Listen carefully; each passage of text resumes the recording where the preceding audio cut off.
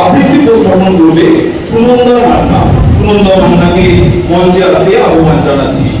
এরপরে সঙ্গীতের জন্য প্রতিযোগীর জন্য প্রস্তুত থেকো দীপ্তিকা রানা। এখন আবৃত্তি উপস্থাপন যুব প্রতিনিধি সুনন্দা মান্না। নমস্কার। আজকের এই বিশেষ দিনে ঠাকুর মা স্বামীজি এবং শশী মহারাজের চরণে আমার শত কোটি প্রণাম জানাই পূজনীয় মহারাজজিদের। শুভেচ্ছা আপনাদের এবং আমার ছোট ছোট ভাই বোনেদের আমার ভালোবাসা।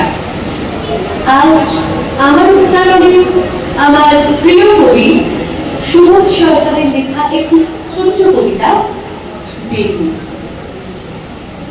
আমি একটা কোণায় দাঁড়িয়ে দেখছিলাম, দুটি ছেলে গেরুয়া বসন করে মন্দিরের সিঁড়ি উঠছিল। এত মন দিয়ে আমি তাকে সিঁড়ি উঠতে দেখিনি। এত ভালোবাসা দিয়ে আমি কাউকে ধুলো তুলতে দেখিনি। সিঁড়ি যেন জননীর ত্বক থেকে ধুলো তুলছিল। এভাবেও কেউ সিঁড়ি থেকে ধুলো মুছতে পারে এ আমি কোথাও দেখিনি। হিতমুখ মহারাজকে জিজ্ঞাসা করলাম, এই ছেলে দুটিকে? মহারাজ মৃদু হেসে উত্তর দিলেন, একজন নিউক্লিয়ার ফিজিসিস্ট, একজন আইএমএ 6 লাখ টাকার চাকরি ছেড়ে এখানে এসেছে। সিঁড়ি ধুতে এসেছে। যে সিঁড়ি দিয়ে মানুষ ওপরে ওঠে তা যেন পরিষ্কার হয়। মহারাজ চলে গেছেন। সন্ধ্যা নেমে আসছে গঙ্গায়, আমার ভেতরেও নামছে সন্ধ্যা। পৃথিবীতে এত সিঁড়ি, সিঁড়িতে সিঁড়িতে এত দাগ, এত ক্রোধ, এত অপমান। আরো ভীষণ আমি মনে হলো যে সিঁড়ি বুঝতে পারে না, সে কোনদিন মানুষের চোখের জল মুছতে পারবে না। সে কোনদিন মানুষের চোখের জল বুঝতে পারবে না। ধন্যবাদ সকলে। পরিবেশন করবে এখন দীপ্তিকা রানা, যুব প্রতিনিধি দীপ্তিকা রানা।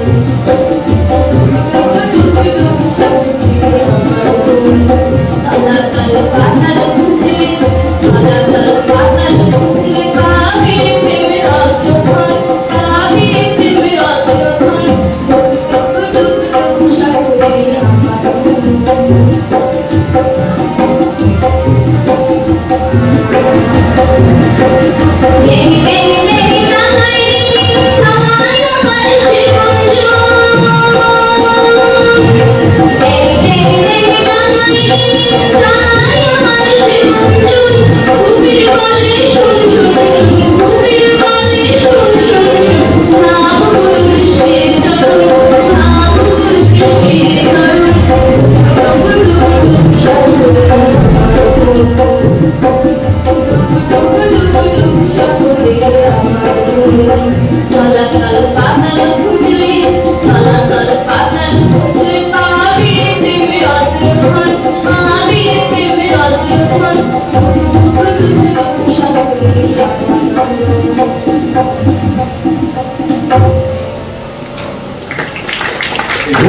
প্রাণারামানন্দজি মহারাজ অধ্যক্ষ রামকৃষ্ণ মঠ গৌড়াঙ্গী।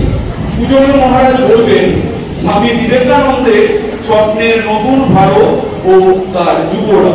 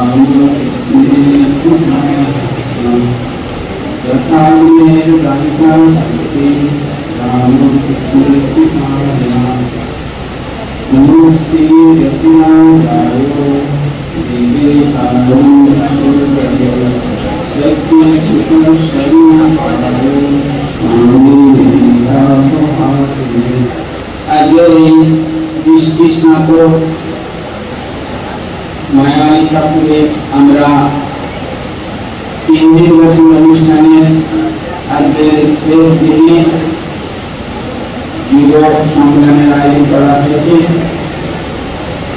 সেই অনুষ্ঠানে আজকে আমরা যুবাবতার শ্রীরামকৃষ্ণ দেব, যুবজননী শ্রীমা সারদা এবং যুব নায়ক যুব আচার্য স্বামী বিবেকানন্দের চরণে গৌরব ও সাষ্টাঙ্গ প্রণাম জানাই। এবং যেখানে দাঁড়িয়ে আমরা আজকে এই কথা শ্রবণ করছি এবং যারা শুনছেন সেই পবিত্র ভূমিতে যার জন্ম, সেই আমাদের প্রিয় স্বামী রামকৃষ্ণের চরণে ভক্ত প্রণাম জানাই। মঞ্চে উপস্থিত আছেন আমাদের অজিয়ানন্দজি ম্যাডাম, তাকে আমার ভক্তিপূর্ণ প্রণাম জানাই। এই আশ্রমে যিনি অত্যন্ত স্বামী নিত্যানন্দ, যার শুভ হিংসায় আমি বলতে পারছি, তাকে কৃতজ্ঞতা জানাই। এবং এখানে আমাদের এই 3 দিনব্যাপী অনুষ্ঠানে প্রাণের ছড়াছড়ি, এখানে আমাদের প্রাণ মায়ানন্দজি বসে আছেন, এখানে প্রাণের আগের দিনই বলেছেন।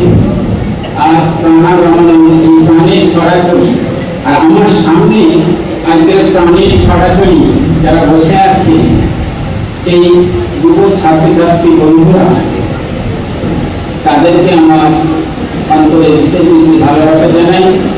এবং এদেরকে সঙ্গে নিয়ে যারা এসেছে সেই শিক্ষক শিক্ষিকা মহাশয় এবং অতিথিবৃন্দ যারা উপস্থিত আছেন সবাইকে আমার বিশেষ বিশেষ সশস্ত্র নমস্কার, শুভেচ্ছা, ভালোবাসা জানাই।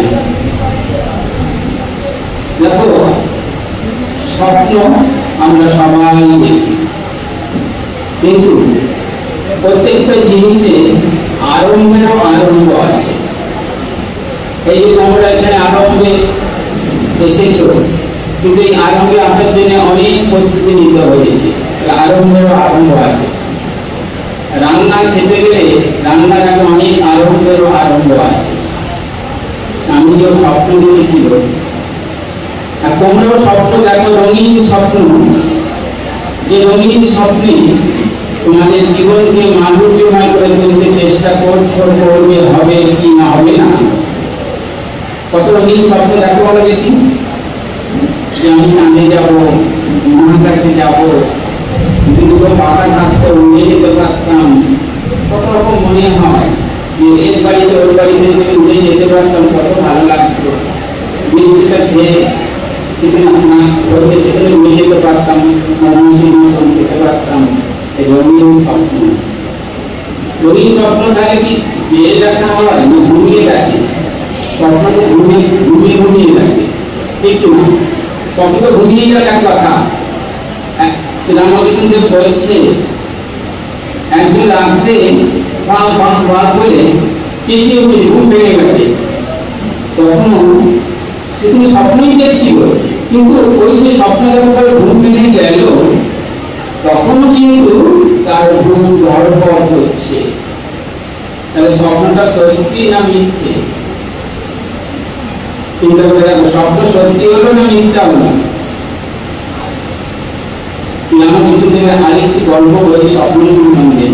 এটা মায়াবাদের উপরে রয়েছে, কিন্তু একজন গরিব চাষি, তাদের পরিবারের সন্তান সন্ততি হচ্ছিল না, অনেক পরে একটি সন্তান হয়েছিল, তার নাম হারু। অনেক পরে অনেক সন্তান এসেছে। তার এখন যে চাষা, সে চাষ করতে গেছে।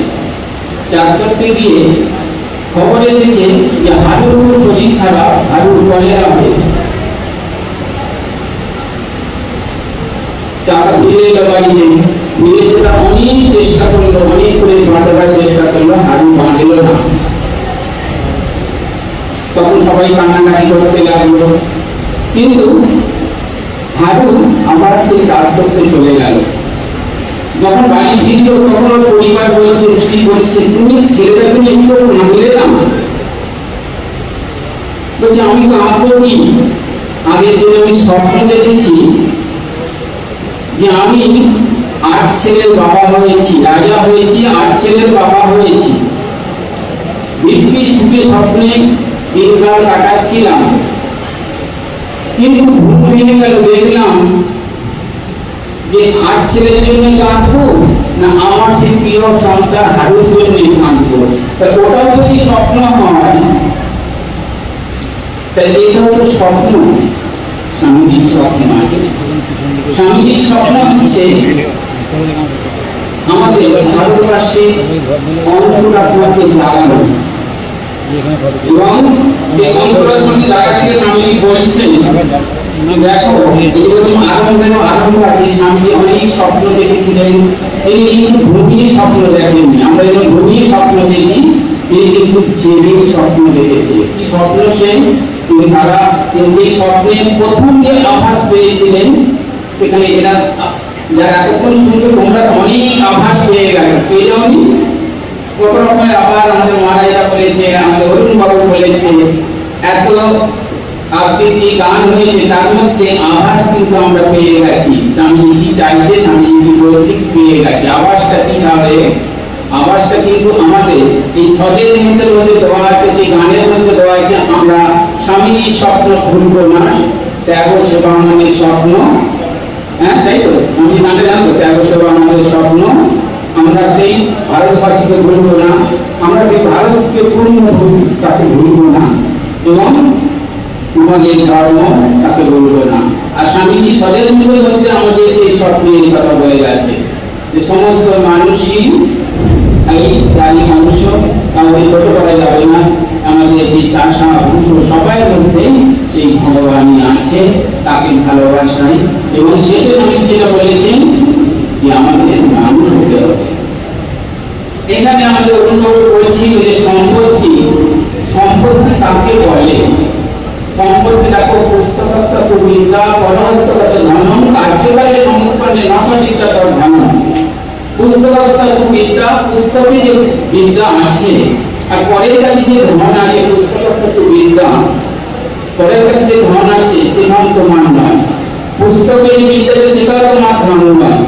তোমার ধন কি, আসল সম্পত্তি কি? তাহলে আচ্ছা, পৃথিবীর মধ্যে সবচেয়ে বড় সম্পদ যদি ব্যবহারিক জগতে তোমাকে প্রশ্ন করা হয়, তুমি কি বলতে পারবে তোমার পৃথিবীতে সবচেয়ে মূল্যবান সম্পদ কি?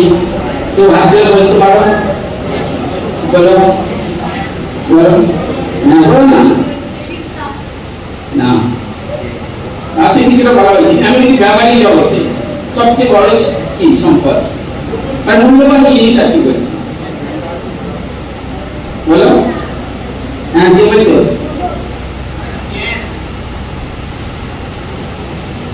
নাগরিক ব্যবহারিক সবচেয়ে মূল্যবান জিনিস কি? আমরা জানি লাঠি না। তুমি ব্যবহারিক জগতে বলছি, আর এমনি যদি অন্য ভাবে বলে সেটা বলতে পারো অন্য কিছু। ব্যবহারিক জগতে সবচেয়ে মূল্যবান জিনিস তো লাঠি নাম, জানো তো? লাঠি নাম হচ্ছে সবচেয়ে মূল্যবান জিনিস। আর ইংলিশ বই যদি বলতে চাই সবচেয়ে সম্পদ কি বলে দেখি? মানুষ। মানুষ হচ্ছে সবচেয়ে বড় সম্পদ। কেন মানুষ বড় সম্পদ? দেখো, এই এককোষী প্রাণী থেকে আমরা আজ এত বড় হয়েছি, ঠিক তো? ছোট্ট বীজের মধ্যে থেকে এই আমরা মানুষ হয়েছি, ঠিক তো? যারা বিজ্ঞান জানো, লাইফ সায়েন্স পড়ছো, তোমরা সবাই জানো যে এককোষী প্রাণী থেকে এই হয়েছে। এককোষী প্রাণীর মধ্যে এই যে বিক্রমা মাতা বা ও বলল মান্না, ওই যে বিক্রমে বলছে, কোথায় ছিল সেই শক্তিটা? ওই এককোষী বীজের মধ্যে লুকিয়েছিল। লুকিয়েছিল তো? তুমি আজ বড় হয়েছো, তুমি হয়তো আরো বড় হবে, কিন্তু কোষের বিবর্তনে তুমি বড় হয়েছো। আজকেও তাই। মায়ের এক শিষ্য রাসবিহারী মহারাজ, তিনি বলছেন, মা দেখো দেখো, এই ছোট্ট, এই যে তোমরা দেখেছো তো লাল শাকের বীজ, ওই লাল শাকের বীজে যে ছোট্ট একটি বীজ, বড় গাছের বীজ দেখে মা বলছে, দেখো, মাকে বলছে, মা দেখো দেখো, এই ছোট্ট বীজ থেকে কি বিশাল মহিমা হয়। এবং স্বামীজি চেয়েছিলেন, স্বামীজিকে প্রশ্ন করা হয়েছিল, ঠাকুর বলছেন তুই কি হতে চাস? তখন স্বামীজি বলেছিলেন যে আমি নির্বিকল্প সমাজে ডুবে থাকতে চাই। তখন ঠাকুর বললেন যে এর চেয়েও বড় কিছু আছে। তখন বলছেন, আমি ভেবেছিলাম তুই বিশাল বড় গাছ হবে, তাই না? বলেছিল। এবং তার তলায় এইসব অশান্তি মানুষ, তারা এখানে শান্তি পাবে। তাহলে দেখো, এই বিশাল বীজ থেকে অত বড় বড় গাছ কি হয়েছে? মা তখন পরবর্তী সময় সুন্দর করে বলছে, দেখো, এই যে ঠাকুরের এই ছোট্ট বীজ মন্ত্র দেওয়া হচ্ছে, এই বীজের সংস্পর্শে, বীজের সাধনের ফলে দেখো মানুষ এত বড় হয়ে যায়, এত পবিত্র হয়, এত শুদ্ধ হয়। এই যে বাল্মীকি মুনি হলো, তিনি দস্যু রচনাকার ছিল, শুধু রাম নামের দ্বারা সে এত বড় মহর্ষি বাল্মীকি হয়ে গেল। তাহলে বীজের কত ক্ষমতা! স্বামী স্বপ্ন দেখলো সারা ভারতবর্ষে। তিনি কোথা থেকে স্বপ্নটা পেয়েছিল? প্রথমে তিনি পেয়েছি যখন তিনি শুনেছিলেন যে শিব জ্ঞানী জীব সেবা, ছিলেন কেশবচন্দ্রের মতন বড় বড় মহান ব্যক্তিত্বরা ছিল, কিন্তু তখন এই নরেন্দ্রনাথ তিনি বলেছিলেন যে ভগবান যদি দিন দেয়, তাহলে আমি বনের বেদান্তকে আমি মানুষের ঘরে ঘরে পৌঁছে দেব। বনের বেদান্তটা কি তাহলে? তখনকার মুনি ঋষিরা, কি দেখো, আমাদের এই বড় বড় যে আবিষ্কার না, এটা সহজে তারা করে দিতে পারতো এবং তার আবিষ্কার রয়েছে। কিন্তু আমরা বর্তমানে যারা বেঁচে আছি, তারা কি এই যে আবিষ্কারের ফলে আমরা কি সেই শান্তি, সেই আনন্দকে অনুভব করতে পারছি? কিন্তু আমাদের মুনি ঋষিরা সেই শান্তির আনন্দের কথা তুলে ধরেছিলেন এবং স্বামীজি সেই মনের বেদান্তকে মানুষের ঘরে ঘরে পৌঁছে দিতে চেয়েছিলেন যে সবার মধ্যে সেই ভগবান আছে এবং তিনি সেটা অনুভব শোনেননি, অনুভব করেছেন। তিনি যখন ঠাকুরের শরীর যাবার পরে সারা ভারতবর্ষ পরিভ্রমণ করলেন, বিদেশে ভ্রমণ করলেন, ভ্রমণ করার পরে তার মনে হয়েছে যে মানুষের যে, তোমরা সবাই জানো, আত্মবিশ্বাসের কথা বলা হয়েছে যে মানুষের ভিতরে যে অনন্ত শক্তি আছে, অনন্ত সম্ভাবনা আছে, তার বিকাশ সাধন করাই হচ্ছে এই আমাদের ধর্ম। এবং স্বামীজির স্বপ্ন কি ছিল? তারা স্বামীজির স্বপ্ন ছিল যে আত্মনির্ভর, আত্মবিশ্বাসী, বিজ্ঞান ও প্রযুক্তি সম্পন্ন, ধর্ম ও আধ্যাত্মিকতায় সমৃদ্ধ একটি উন্নত দেশ। আর স্বদেশ মধ্যে দিয়ে সেটা বুঝিয়েছিলাম, আগেই বলেছি, এমন এক ভারত যেখানে মানুষ মানুষের কোনো ভেদাভেদ থাকবে না, যেখানে অশিক্ষা দারিদ্র থাকবে না, যেখানে জাতি ধর্ম নির্বিশেষে সবাই ঐক্যবদ্ধভাবে বাস করবে। স্বামী বিবেকানন্দের স্বপ্নের ভারত যেমন, এই সুস্পষ্ট একটা চিত্র তিনি আমাদের দিয়ে গেছেন। আমরা এই কোথা থেকে বলেন? তিনি প্রথমেই বলেছেন শিবজ্ঞানী জীব সেবার ভাব থেকেই তিনি এই ভাবনা পেয়েছেন। কিন্তু আজকে আমরা যারা রয়েছি, কিন্তু সেই স্বামীজির ভাবনাটাকে কি করে কার্যকারী করবো, একটি উদাহরণ দিয়ে তোমাদেরকে বলি। তোমরা উত্তরাখণ্ডে দেখেছো যে আমাদের উপর থেকে প্রচন্ড পাহাড় পর্বত ভেঙে এসে বন্যার আকার হয়। এই যে বর্ষায়নের সময় উত্তরাখণ্ডে এইরকম এক বন্যা হয়েছিল। সেই বন্যার সময়তে বহু দীর্ঘ যাত্রী সেখানে আটকে পড়েছিল পাহাড়ে। আর আমাদের যে সৈনিকরা, যারা আমাদের মিলিটারি বলছি, সৈনিক ভাইরা দেখো কি করেছিল, দেখো প্রচন্ড স্রোতের মধ্যে দিয়ে তারা প্রবল হয়ে শুয়েছিল লাইন দিয়ে, তার উপর দিয়ে আমাদের যারা যাত্রীরা আনতে ছিল ওদের পিঠের উপর দিয়ে চলে যাচ্ছে, যে পার করছে। এই কথা বলতে গিয়ে বলা হচ্ছে, কারণ হচ্ছে স্বামীজিও চাইছে যে আমাদের এই জীবনটাকে এমন ভাবে তৈরি করতে হবে, এই যে মানব প্রাচীর বা মানব যে দেওয়াল তৈরি করা হলো ওর উপর দিয়ে যেন সমস্ত মানুষগুলো চলে যেতে পারে। আমাদের জীবনটাকে আমাদের তৈরি করতে হবে। আমাদের জীবনটা কেমন হওয়া উচিত? প্রথমেই বললাম, জীবনটা এমন হবে যাতে আমরা পরার্থায় পরহিতায় জয়জগতি সয়ব জীবতি অন্যাচর নিরাচর, পরের জন্য, পরের হিতের জন্য, পরের মঙ্গলের জন্য যে জীবন দিতে পারে সেই হচ্ছে মানুষ। কারণ আমরা সবাই কিন্তু মানুষ। দেখো, কেউ গল্প করছে, আমি কিন্তু স্বপ্ন দেখেছিলাম কালকে, বুঝলে, তোমাদের মতন আমি বসে আছি, হয়তো তোমরা এখানে বলছো, আমি ওখানে গল্প করছিলাম আর তুমি এখানে বলে যাচ্ছে। এখন দেখো, তাই যারা শুনছে তারা গল্প করে যাচ্ছে। জীবনটা যে একটা সম্পদ প্রথমেই বলেছি, সেটা তারা কাজে লাগাতে চায় না। দেখো, যারা তোমরা এসেছো স্কুল ফাঁকি দিয়ে নয়, তোমরা স্কুল থেকে বলে এসেছো, তুমি নিশ্চয়ই ভাগ্যবান। কারণ তোমরা অনেকেই এই ভাগ্য পায় না। আমরাও ছোটবেলায় এরকম ভাগ্যে পাইনি যে এরকম করে ভালো ভালো কথা শুনে আমাদের জীবনটাকে তৈরি করতে হবে। সেই জন্য আমরা আমাদের জীবনটাকে সুন্দর করে তৈরি করবো। সেই জন্য স্বামীজি তার বক্তৃতায় আত্মাকে পর্যন্ত স্পন্দিত করে দেয়। সেই বক্তৃতার কিছু অংশ তোমাদেরকে পাঠ করে শোনাচ্ছি। দেখো,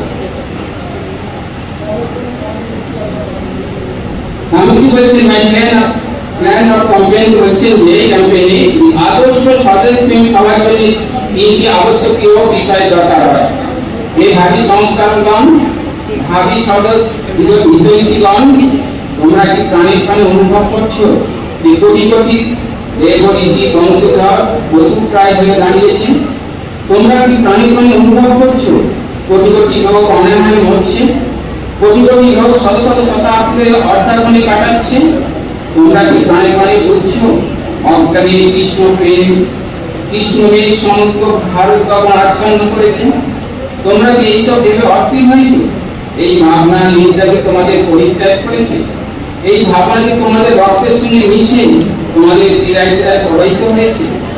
তোমাদের হৃদয়ের প্রতি স্পন্দনের সঙ্গে কি এই ভাবনা মিশে গেছে? এই ভাবনায় কি তোমাদের পাগল করে তুলেছে?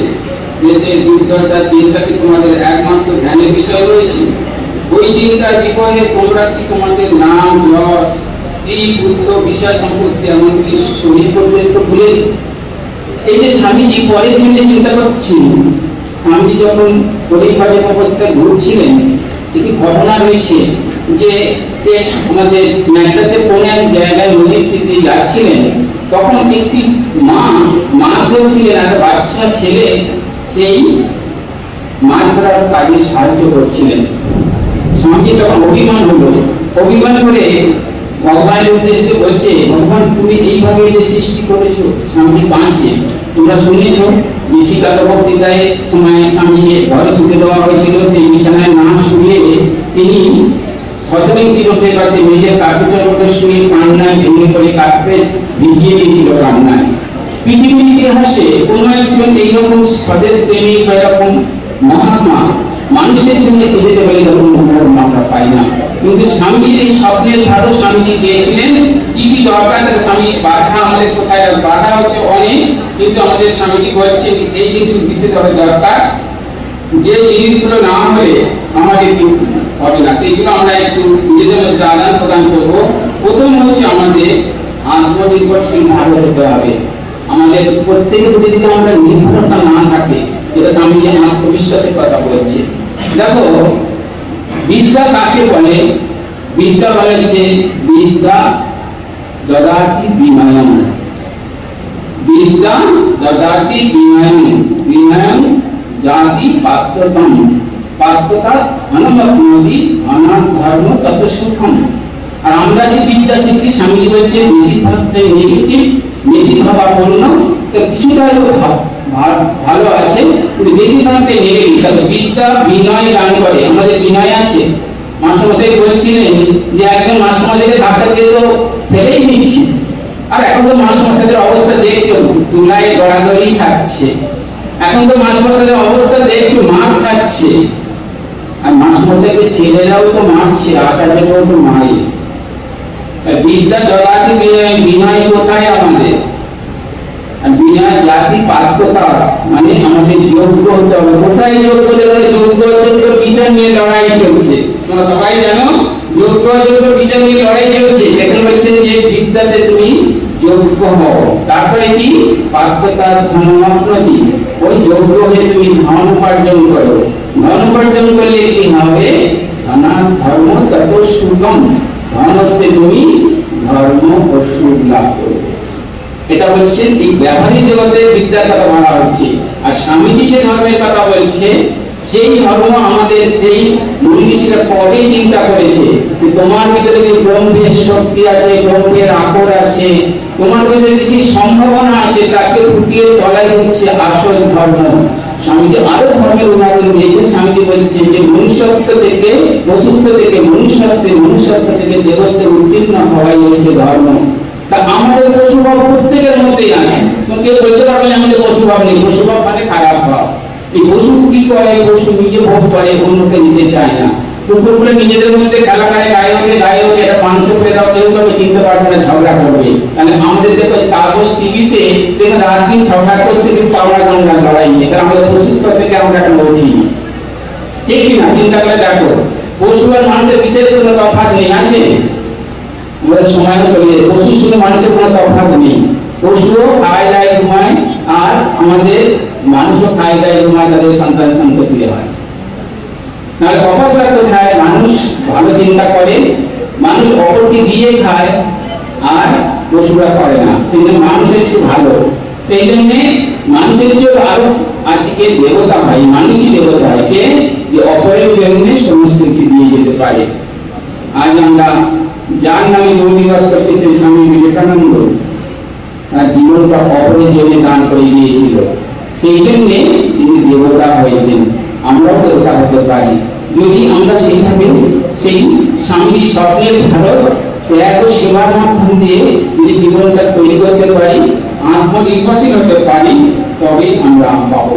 এবং সেই নতুন ভারতের সংজ্ঞা স্বামী আরো দিয়েছেন, নতুন ভারত বেরো নাঙ্গল ধরে চাষার কুটির ভেদ করে, জেলেওয়ালা মুচি মাছ নিয়ে কুটির ধরতে হতে, বেরো মুদির দোকান থেকে, গুনাওয়ালা উনুনের পাশ থেকে, বেরো কারখানা থেকে, হাট থেকে, বাজার থেকে, বেরো ঝোপ জঙ্গল পাহাড় পর্বত থেকে।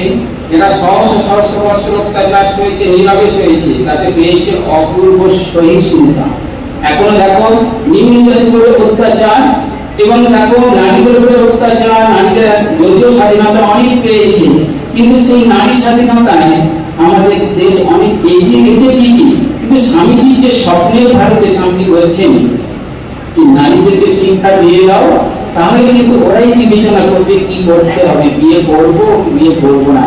অবশ্য আজকাল শোনা যাচ্ছে প্রচুর বিয়ে করাতে সব পালিয়ে যাচ্ছে মেয়েরা। আমাদের পাড়াতে আমরা দেখতে পাচ্ছি একটা অদ্ভুত ব্যাপার আছে। তো যাই হোক, সেটা তাদের বিচার, কিন্তু লেখাপড়া শিখিয়ে দিতে বলছে স্বামীজি। কিন্তু স্বামীজি বলল যে লেখাপড়া শিখবে, কিন্তু শুদ্ধতা পবিত্রতাকে বর্জন করে যদি সে লেখাপড়া শেখানো হয়, তাহলে কিন্তু সেই শিক্ষার কোনো দাম নেই। কি স্বামীজি কি ঋষিকল্প চিন্তা! স্বামীজি বলছেন যে শিক্ষা অবশ্যই দরকার, কিন্তু যে শিক্ষায় শুদ্ধতা পবিত্রতা নয় সে শিক্ষার দরকার নেই। আজকে দেখো আমাদের সবাই শিক্ষিত, আজকাল আমাদের মনে হয় যেন একটু বিশৃঙ্খল অশৃঙ্খল বা এরকম সমস্যা অনেক দেখা দিচ্ছে, ঠিক কিনা? এই জন্য ছাত্রছাত্রী বন্ধুরা যারা শুনছো, একটা কথা বলি, তোমরা যদি জীবনে বড় হতে চাও একটা জিনিস করবে। স্বামীজি যেটা বলছে যে অপরের জন্য কিছু করো, অপরের জন্য করলে কি হবে? হৃদয়টা বড় হয়ে যাবে। স্বামী বিবেকানন্দ আমাকে দিয়েছেন, বলছে দেখো, বলছে আমার হৃদয়টা কত বড় হয়েছে, যেন অপরের চিন্তায়, অপরের দুঃখের কথা চিন্তা করতে করতে মানুষ তার হৃদয়টা বড় হয়ে যাবে। তা আজকে আমরা যারা এই নতুন ভারতের স্বপ্ন দেখছি, সেই স্বপ্ন দেখতে গেলে কিন্তু সেই স্বপ্নটা কিন্তু জাগরুক স্বপ্ন, ভূমির স্বপ্ন নয়। যে স্বপ্ন যেটা দেখো সেটা সত্যি হয় সবসময় কিন্তু নয়। যে স্বপ্ন আমরা দেখি, কিন্তু অনেক সময় বলে দেহ স্বপ্ন সত্য, কিন্তু স্বামীজি যে স্বপ্ন দেখেছিল সেই স্বপ্ন কিন্তু সম্পূর্ণভাবে জাগরুক স্বপ্ন, এবং সেই স্বপ্ন হচ্ছে যে ভারতবর্ষের মানুষকে আত্মনির্ভরশীল হতে হবে, আর কি করতে হবে, বিজ্ঞান প্রযুক্তি নির্ভর হতে হবে।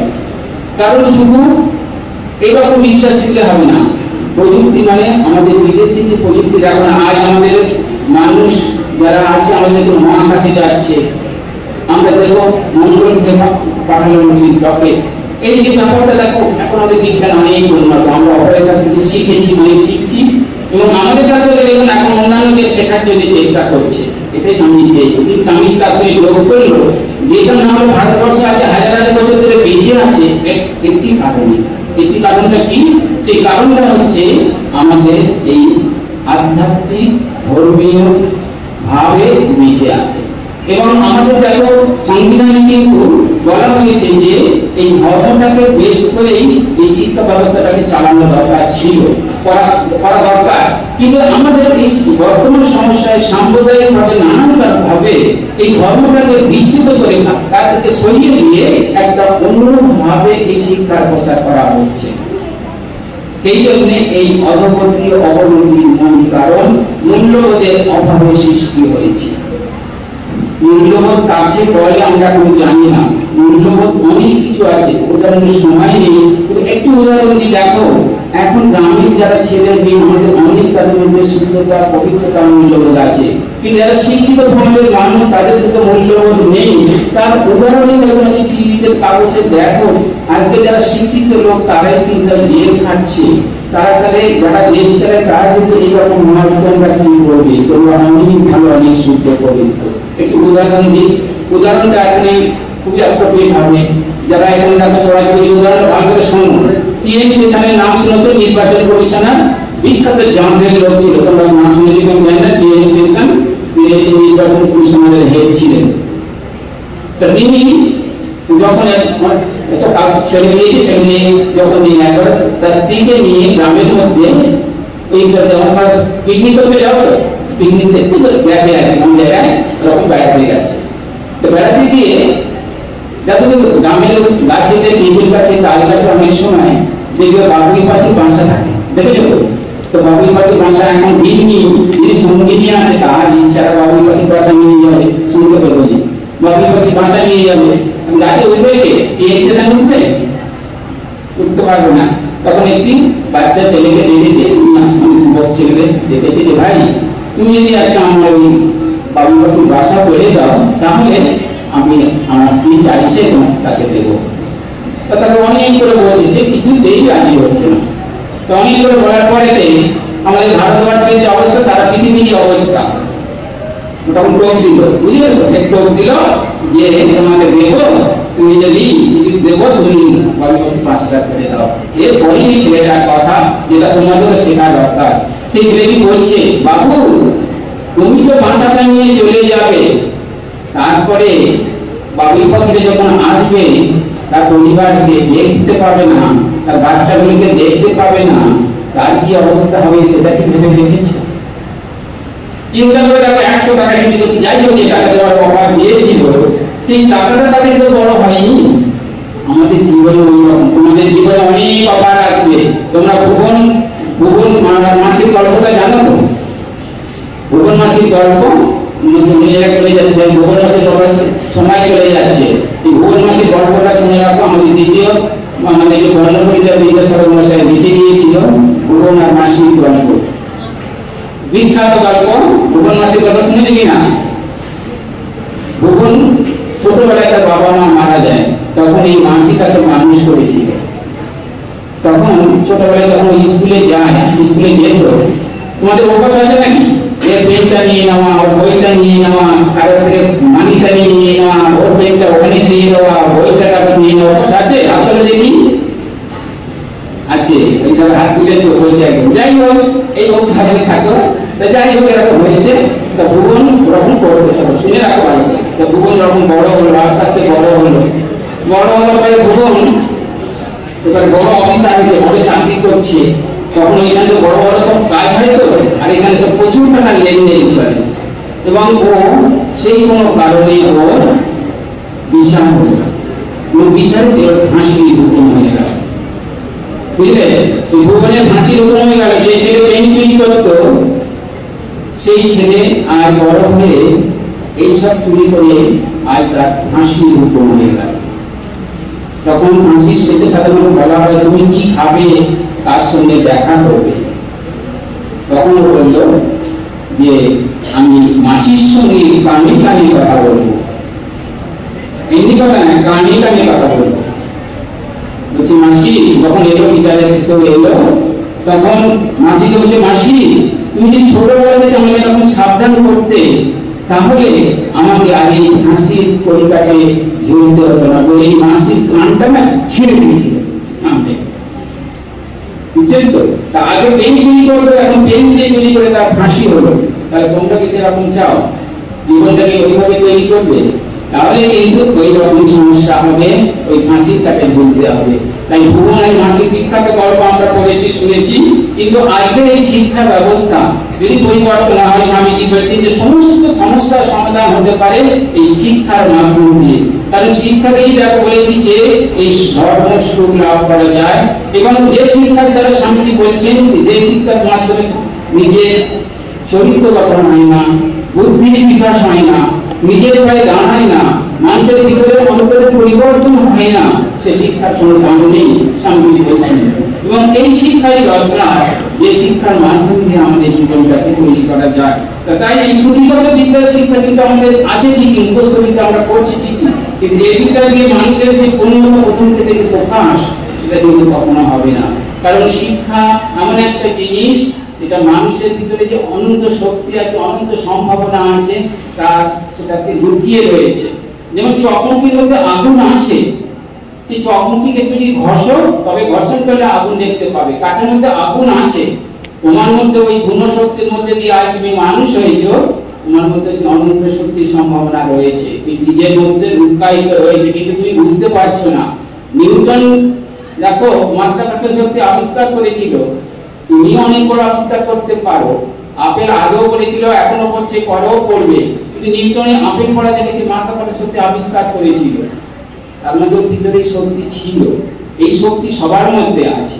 এই শক্তিকে জাগ্রত করাই হচ্ছে এই আমাদের স্বপ্নের ভারত যদি আমরা গড়তে চাই স্বামীজির ভাবনায়, মানুষের ভিতরে যে শক্তির সম্ভাবনা স্বামীজি বলছেন ওইটাকে জাগানোই হচ্ছে আসল যে শিক্ষা বা ধর্ম বলছেন স্বামীজি। স্বামীজি বলছেন যে আমাদের যে ভিতরে যে আন্তর্ব্রহ্ম শক্তি, তার বিকাশ সাধন করে শিক্ষা বলা হয়েছে।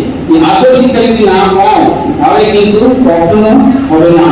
এই সম্ভাবনা আমাদের সবার মধ্যে আছে, আর সময় নেওয়া যাবে না, কোনো সময় চলে যাচ্ছে, কিন্তু এইগুলো যদি বাধাগুলো আমাদের দূর না করতে পারি তাহলে কখনোই এটা হতে পারে না।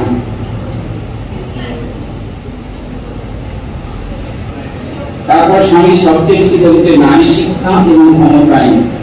এই নারী শিক্ষার কথা আগেও বলেছি, এরা সবাই আমাদের যারা মহারাজা বলছে বা আমরা বলেছি, শিক্ষা সম্বন্ধে সবাই বলেছে, কিন্তু শিক্ষা সম্বন্ধে বলতে গিয়ে যে নারী শিক্ষার কথা বলা হচ্ছে যে ভারতের মহান যে মাতৃত্ব কিন্তু এই মায়েদের কি আছে, মাতৃত্ব যেটা আছে। দেখো মা হচ্ছে আমাদের সবচেয়ে বেশি ভালোবাসে পৃথিবী, ভগবানের ভালোবাসার পরে যদি তুমি তুলনা করতে চাও, মায়ের ভালোবাসা কিন্তু অকল্পনীয়। কিরকম ভালো দেখো, মায়ের ভালোবাসা যখন বাবা তোমাকে মারে, মা এসে মাঝখানে দাঁড়ায়, আটকায় মেয়েরা না আমাকে করে ফেলার সময়, কিন্তু মা যখন মারবে তখন কি হবে? বাবা যখন মারছে, মা না মাঝখানে এসে আটকাচ্ছে। এবং মায়েরা দেখো আমাদের ভারতবর্ষের ইতিহাসে ধর্মটাকে মায়েরাই করে রেখেছে, যত পূজা আমরা অনুষ্ঠান মায়েরাই করে রেখেছে। আমাদের মায়েরাই এই ছেলে মেয়ে মানুষ করে, এবং মা হচ্ছে এমন একটা মানুষ যিনি সবাইকে খাইয়ে তবে নিজে খায়। আজকাল মায়েরা হচ্ছে কিনা আমি জানি না, কিন্তু আগেকার মায়েরা বেশিরভাগই অপরকে খাইয়ে আছে কিনা জানি না, বলেন বলছে যে আমার মা কোনদিন খাইনি, এমন হয়ে সবাইকে খাইয়ে দিয়েছে। নিজের মায়ের সবচেয়ে প্রশংসা করেছে। আমি সবচেয়ে বেশি জ্ঞান লাভ করি আমার মায়ের কাছ থেকে, বেশি জ্ঞান লাভ করছি। সেই সত্য জ্ঞানের কথা বলে থেকে দুপুরের 5টার কথা সব বলেছে, সেখানেও মায়ের প্রশংসা সবচেয়ে বেশি করেছে। তারপরে তো ঠাকুর শ্রীরামকৃষ্ণদেবের কাছে আছে, কিন্তু এই ভালোবাসা বেশি তিনি সবচেয়ে বেশি দুঃখ পেয়েছেন এই মেয়েদের উপরে অত্যাচার, মেয়েদের উপরে দলনে মেয়েদের শিক্ষার সবচেয়ে বেশি জোর দিয়েছে। কারণ স্বামীজি এক দিদি আত্মহত্যা করেছিল এই সংসারে যারা যন্ত্রণায়, সেই জন্য এবং ভারতবর্ষে তিনি ঘুরে দেখেছেন যে মেয়েদের অত্যাচার, মেয়েদের কষ্ট, মেয়েদের এই যে তাদের উপরে পীড়ন, এটা স্বামীজি সবচেয়ে বেশি বাধা দাঁড়িয়েছিল এই ভারতবর্ষের স্বপ্নের ভারত তৈরি করার ক্ষেত্রে। তাই আজকে আমরা যারা মহিলা বসে আছে ছাত্রী বন্ধুরা, তারা কিন্তু এই ভাবনাটা রাখবে যে দেখো তোমাদের কাছে পরবর্তী জেনারেশন আসবে, তোমরা যদি শুদ্ধ পবিত্র না হও পরবর্তী জেনারেশন কখনো ভালো হতে পারে না। দেখো আমাদের ঠাকুরের মায়েরা বাবারা কত সত্যতা পবিত্রতা রয়েছিল, স্বামীজি বাবা মা কত শুদ্ধ পবিত্র ছিল, তবে এইরকম সন্তান তারা পেয়েছে। তাহলে তোমরা যদি শিক্ষক ভাবছো তোমরা কি হনুরে, এখন যদি ভাবা আমরা কি হনুরে, আমাদের দ্বারা কি হয় কি না করতে পারি। একটি ছোট্ট উদাহরণ ব্যবহারিক উদাহরণ দিচ্ছি, একদম তোমরা বড় হয়ে বলতে অসুবিধে কিছু নেই। একটা দোকানে এক ভদ্রলোক বসেছিল, বয়স্ক ভদ্রলোক বসে আছে, দুটো মেয়ে এলো, দুটো মেয়ে এসে আমি নিজেও দেখেছি কলকাতাতে, আমি ছিলাম দেখেছি, এলো বুঝলে একটা ছেলেদেরকে পারমিশন আছে, বুঝতে পারছো সব খাবার পারমিশন ছেলেদের তো আছে, কিছু করার নেই, কিন্তু মেয়েরা আজকাল খাওয়া শুরু করেছে। তো ওই রকম দুটো মেয়ে এলো, এসেই দুটো ওই রকম মুখে ধরিয়েছে, ধরে যেতে যেতে চলে যাচ্ছে। তখন ওই লোকটি আর থাকতে পারেনি, বুঝলে একটা প্রত্যক্ষ ঘটনা। তখন ওই লোকটি আর থাকতে পারেনি, তখন ওই আমাদের ছোট্ট যারা আমাদের বন্ধুগুলোকে দেখেছে, দেখে বলছে দেখো তোমরা কিছু মনে করো না, আমার খুব কষ্ট হলো, তোমরা ওইরকম করে সিগারেট থেকে তো বাইরে চলে যাচ্ছে। কেন কষ্ট হলো? কষ্ট হলো এই কারণে তোমাদের পরবর্তী জেনারেশন তো আসবে তোমাদের কাছে, তোমাদের দেখে পরবর্তী জেনারেশনটা আসবে কি তোমার কাছে শিখবে। তখন মেয়েগুলো বলছে এটা অকল্পনীয় কথা, আমরা কি মনে করে না সেটা বলছি, মেয়েগুলো বলছে আমরা তো বিয়ে করবো না, তার মানে জেনারেশন আসে না, আমরা তো বিয়ে করবো না। তো চিন্তা করে দেখো যে এই যে ব্যাপারটা ওই মেয়েগুলোর মধ্যে কেমন ভাবে গড়ে উঠেছে। শিক্ষিত মেয়ে, শিক্ষিত ওই রকম তারা যদি এইরকম বিশৃঙ্খল অশৃঙ্খল তৈরি হয়, ছেলেরা তো দেখছে, ছেলেরা করছে, আর যে সমস্যা দেখছে, যে সময় কাগজ কিনতে দেখতে পাচ্ছ, কিন্তু তোমরাও যদি করো তাহলে কিন্তু আমাদের এই স্বামীজির ভারতের স্বপ্ন হবে না, ভারতের স্বপ্ন ডুবেই যাবে। সেই জন্যই স্বামীজির ভাবনা নারী শিক্ষা অবশ্যই দরকার। নারী আমাদের জাতীয় আদর্শের মূর্ত প্রতীক, সেই জন্য আমরা ছাত্রী বন্ধুরা বিশেষ করে বলছি যেটা দরকার।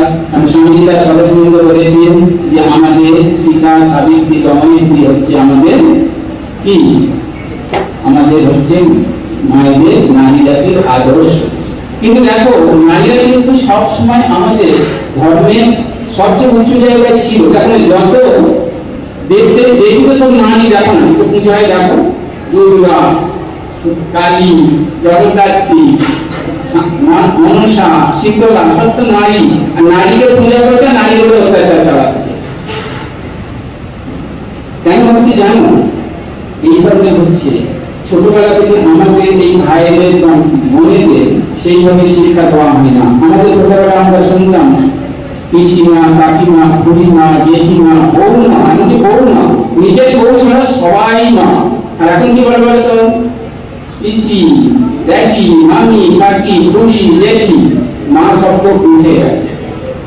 আর আমাদের শ্রীরামকৃষ্ণদেব তার ঈশ্বর ছিল মা ভবতারিণী, এবং তার যে সহধর্মিণী ছিল তাকে পূজা করে ভারতবর্ষের ইতিহাসে নারী জাতি কেন সারা মনুষ্য জাতি ভারতবর্ষের পূর্বকুণ্ডলী যে আগ্রহ করে নিয়েছিল, সেই ফলহরণী কালী পূজায় 1872 সালে পূজা করেছিলেন।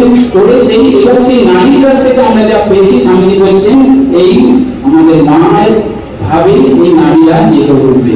এবং মাও সেই মিলিটারি স্কুল প্রতিষ্ঠার সময় তিনি আশীর্বাদ করে বলেছিলেন এই মিলিটারি স্কুল থেকে যারা বাদ হবে তারা আদর্শ মেয়ে হবে এবং দেশের কাজে হবে। আমি মায়ের কাছে প্রার্থনা করছি আজকের যারা মেয়েরা যারা প্রার্থী যারা রয়েছে তারা এখন ভেবেছে আদর্শ মেয়ে আমি জানি মিডিল স্কুলে পড়লে হবে এমন কিছু নয়, মিডিল স্কুলে মেয়েদের কিছু স্কুল পড়ে গেছে এবং আমি দেখেছি, কিন্তু সবাই নয়, দু চারজন ধর্ম থাকতে পারে। কিন্তু দেখো, নারীরাই আমাদের ধর্মকে ধরে রেখেছে, নারীরাই আমাদের এই ভারতবর্ষে আধ্যাত্মিকতাকে ধরে রেখেছে, এবং এর মূলে যারা ব্রাহ্মণ জাতি আছে তারা অনেক আমাদের এই ধর্মটাকে ধরে রেখেছে। স্বামীজি কিন্তু তাদেরকে গালাগালি হোক, যাই হোক, খারাপ কথা বলছে, এরাই কিন্তু সমস্যা সৃষ্টি করেছে, এবং এই সমস্যা সৃষ্টির জন্যই মেয়েদের এই অন্তর্ভুক্ত হয়েছিল। কিন্তু দেখো, গার্গী নৈতিক খানা আমাদের যে বেদি তাদের একটা নাম আসছে, গার্গী আমরা যাকে বলে তোকে মনীষীর সঙ্গে তিনি বেদের উপরে তিনি ডিবেট করতে চাইছে, তার সে তর্ক করতে চাইছে। কারণ গার্গী কত বড় তিনি মনীষী নারী ছিল, চিন্তা করো, যাজ্ঞবল্ক্যের নাম তোমরা শুনেছ, কত বড় মনীষীর সঙ্গে তিনি ডিবেট করতে আসছে। আমাদের এই নারীরা কত উন্নত ছিল, পরবর্তী পর্যায়ে দেখা যাচ্ছে নারীদেরকে একটা আলাদা জায়গায় ফেলে দিয়ে তাদের অধঃপতন করেছে। স্বামীজি এটাই চাইছে যে মেয়েরা উঠে আসুক, সেই জন্য তার সঙ্গে আমাদের ভারতবর্ষের যে জাতি দৈবতা সমস্যা ছিল সেটা ওরা বলেছে। এরপরে আমাদের মেন যে কাজ করবো, আমরা জাতীয় গৌরব আমাদের প্রতিষ্ঠা করা দরকার, সেটা হচ্ছে আধ্যাত্মিকতাকে তুলে আনতে হবে। আধ্যাত্মিক মানে অধি আত্মিক, সেই ভাবটা আমরা তুলে আনতে পারলে হবে না। আমরা আলোচনার মধ্যে যাচ্ছি না, সময় প্রশ্ন উত্তর থাকবে, কিন্তু আজকে এই আলোচনা আমরা শুনলাম, যারা এই সমস্ত বন্ধু বান্ধব আমাদের যারা এসেছে, আমাদের ছাত্রছাত্রী বন্ধুরা, তোমাদের জন্য এই অনুষ্ঠান হচ্ছে। একটা জিনিস মনে রাখবে, আজকে যে সমস্ত কথা আমরা শুনলাম সেটা আমাদের জীবনের পাঠ্য হয়তো কেউ করবে, কেউ করবে না, কিন্তু কি পেলাম আর কি করবো এটা একটা আসল দরকার। কারণ যে দেখো, বলার চেয়ে শোনা ভালো। আমি বলছি তোমরা শুনতে দেখো, বললে কিন্তু কষ্ট আছে, বলার চেয়ে শোনা ভালো, শোনার চেয়ে দেখা ভালো, দেখার চেয়ে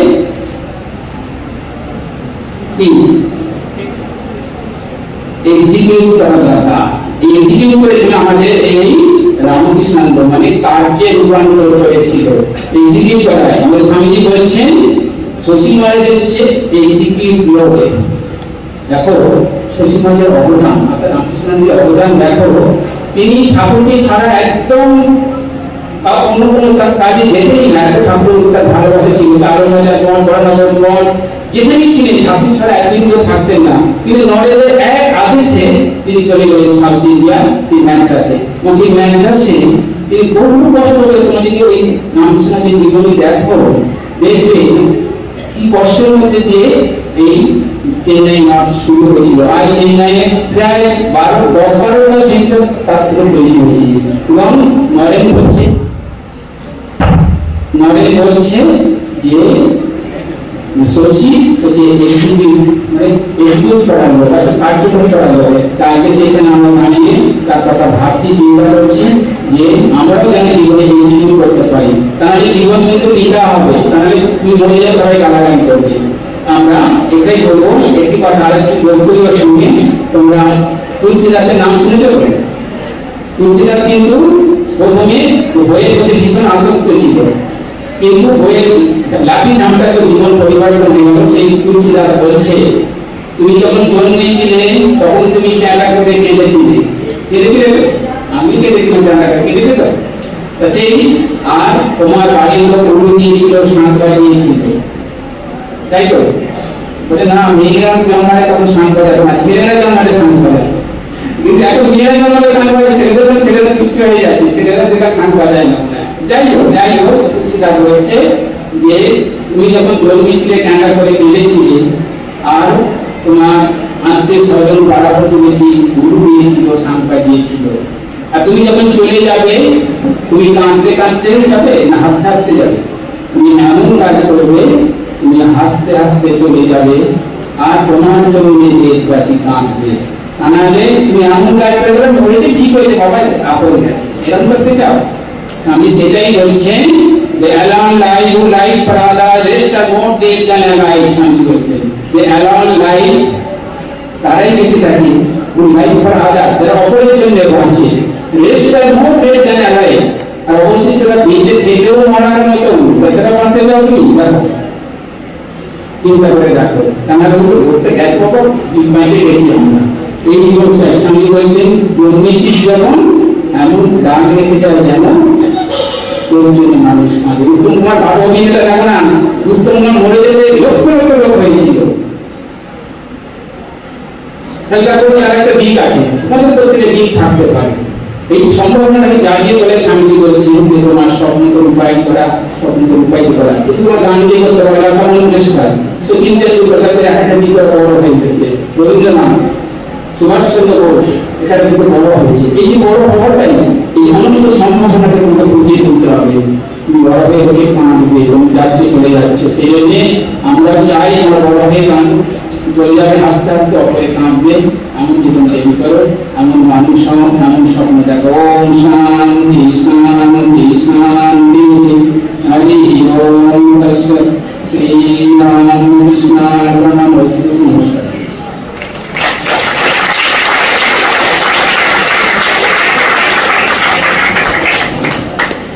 সমাপ্তি সঙ্গীত পরিবেশন করবে ব্রহ্মচারী গুণেশ্বর চৈতন্য, তবলায় রোহন মণ্ডল।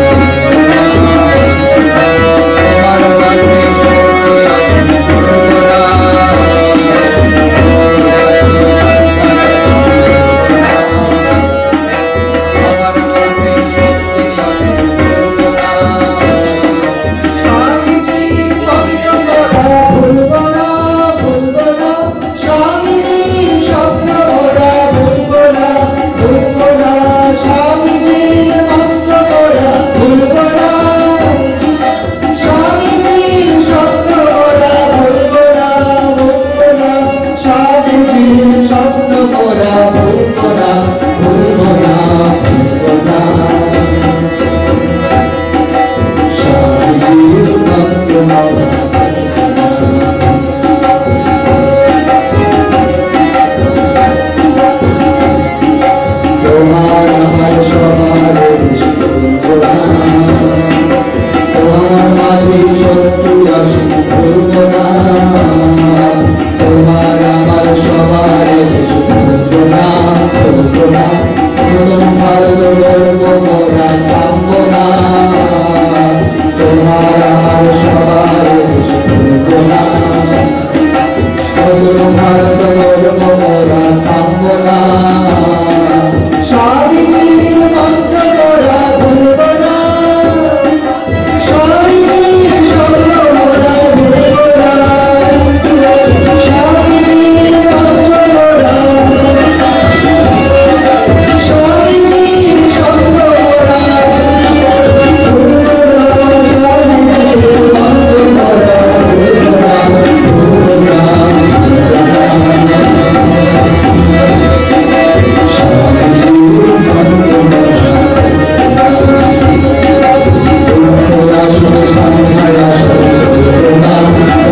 না, আমার মাঝে শক্তি আসুন ভুলব না,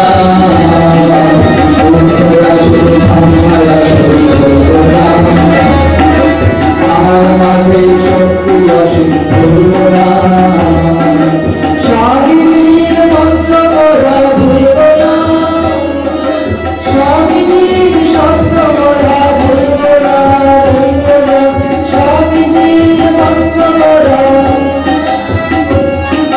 স্বামীজির শব্দ মোরা ভুলব না, ভুলব না।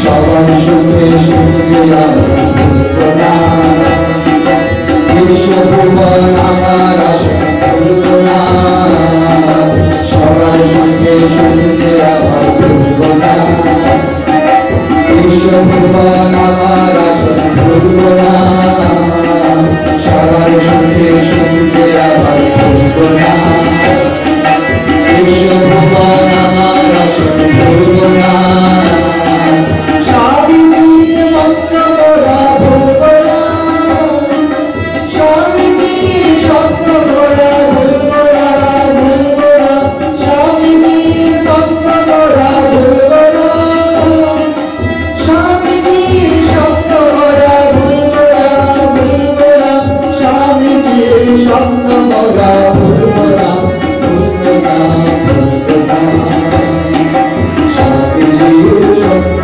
মোরা ভুলব না, স্বামীজির মন্ত্র মোরা ভুলব না, ধর্মভূমি পূর্ণভূমি ভুলব না, তার সেবা মন্ত্র মোদের ভুলব না, ধর্মভূমি পূর্ণভূমি ভুলব না, তার সেবা মন্ত্র মোদের ভুলব না, বাজব প্রভু নিজের তরে বাজব না, ভালোবাসা মন্ত্র মোদের ভুলব না, স্বামীজির মন্ত্র মোরা ভুলব না, স্বামীজির মন্ত্র মোরা ভুলব না, স্বামীজির শব্দ মোরা ভুলব না, ভুলব না, স্বামীজির মন্ত্র মোরা ভুলব না, স্বামীজির মন্ত্র মোরা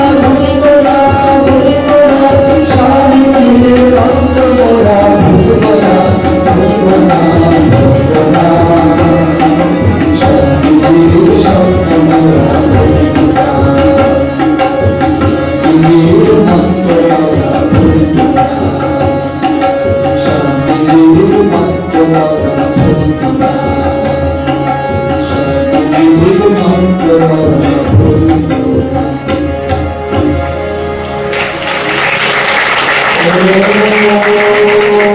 शांति शांति शांति हरि ओम तत्सत् श्री रामकृष्णार्पणमस्तु। जय श्री गुरु महाराज जी की जय। जय महामाई की जय। जय स्वामी जी महाराज जी की जय। जय गंगा माई की जय। जय स्वामी रामकृष्णानंद महाराज जी की जय। जय शीतला मनसा सिंहवाहिनी माई की जय।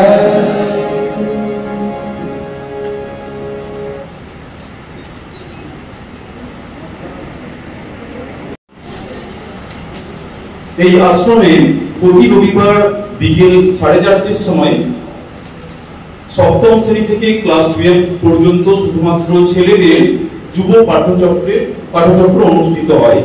তাই যে সকল ছাত্র যুবরা তোমরা আগ্রহী ছেলেরা সপ্তম শ্রেণী থেকে ক্লাস 12 পর্যন্ত, ক্লাস 7 থেকে ক্লাস 12 পর্যন্ত তোমরা অবশ্যই এই আশ্রমের অফিসে এসে যোগাযোগ করবে।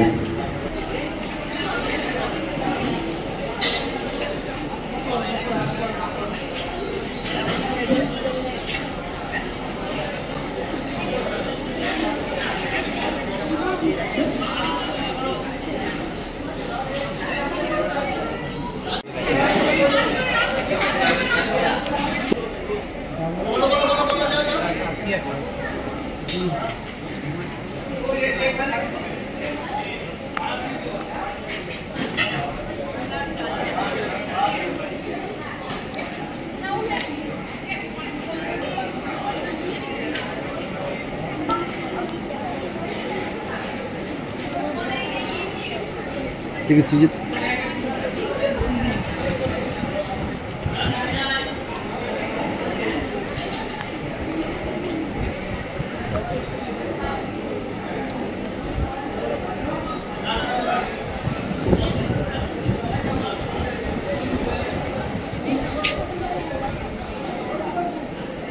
দাঁড়াও, টাকা আমাদেরকে টাকা টাকা ব্লগে যাবে, এটা টোটাল অনুষ্ঠানটাই ব্লগে যাবে। আর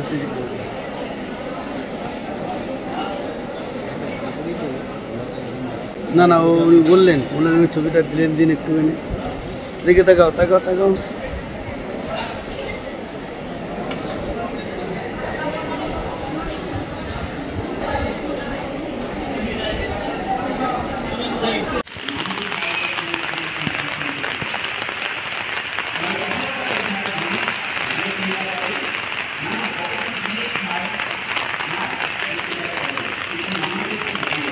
Thank you.